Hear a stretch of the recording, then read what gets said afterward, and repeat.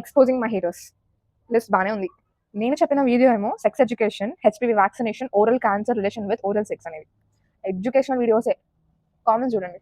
ఇవన్నీ ఎందుకు వేసుకుందామా, ఇస్తావా, ఏమి ఇవ్వలరా? ఫేక్ అకౌంట్లో నుంచి వచ్చి అడ్డమైన కామెంట్లు పెడితే తెలియదు అనుకుంటున్నావా? సైబర్ క్రైమ్కి రిపోర్ట్ చేశాము. ఎడ్యుకేషన్ వీడియోస్ని కూడా ఎడ్యుకేషన్ వీడియోస్గా కన్సిడర్ చేయలేకపోతున్నంత కామంలో ముంగారా.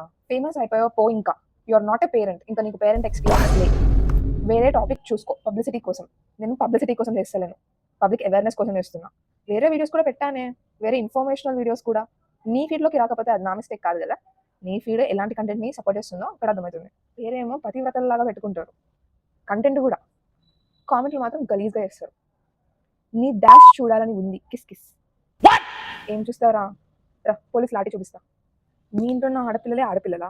వేరే ఆడపిల్లలు ఎవరిని కరెక్ట్గా కూడా చూడడానికి మీ మనసు పట్టలేదు అనుకుంటా కదా. ఏమైనా అయితే బట్టలు సరిగ్గా లేవు, సిగ్నల్స్ ఇస్తుంది, చదువుకున్న అమ్మాయి కాదు, బయట అడ్డమైన టైమింగ్లలో తిరుగుతుంది అని అంటారు. ఇప్పుడు ఏమేం చేశానని చెప్పి కామెంట్లు పెడుతున్నారు చెప్పండి. మళ్ళీ వస్తారు పొడుచుకుంటూ ఆడవాళ్ళని అనడానికి. ఇంకా ఉన్నాయి, ఆగండి. సెక్స్ ఎడ్యుకేషన్ వీడియో మీద good touch bad touch okay, అది పక్కన పెడితే మరి వెనకట మన తాత వాళ్ళు ఎలా కలిసేవాళ్ళు, ప్రత్యేకంగా ఇదే టైం అనుకొని కలిసేవాళ్ళు. పోవే చిపిరి.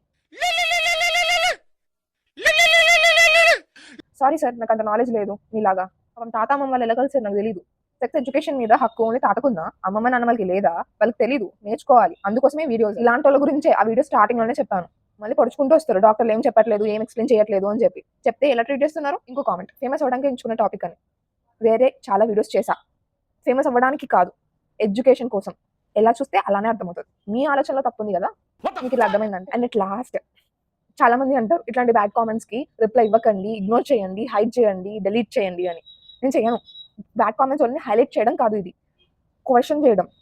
వాళ్ళని అందరూ చూసేలాగా చేస్తే ఎలా ఉంటుందో చూపించడం, వాళ్ళు చేసే తప్పు అని పాయింట్అవుట్ చేయడం. అది కరెక్ట్ సొల్యూషన్, తప్పించుకోవడం కాదు.